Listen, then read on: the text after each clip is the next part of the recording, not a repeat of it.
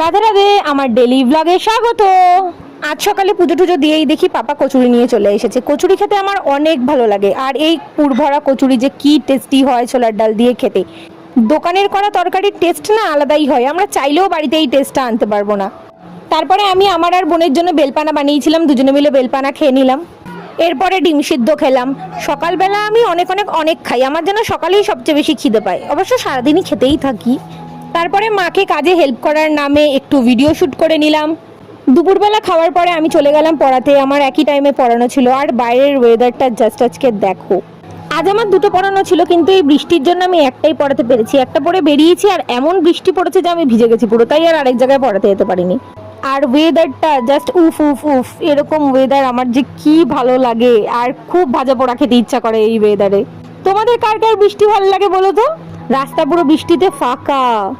বাড়িতে এসেই একটু ভাজা পোড়া খেতে ইচ্ছা করছিল, কি বানাবো বলতে মা খেলো একটা ডিমের অমলেট, আর আমি আর বোন খেলাম গোলা রুটি। তারপরে পুচকে বাচ্চাগুলো আজকেও আবার মেহেন্দি পড়লো, যেইটুকু বাকি ছিল। ব্যাস এভাবেই একটা সুন্দর দিন শেষ হলো। দেখা হচ্ছে পরের মিনি ব্লগে।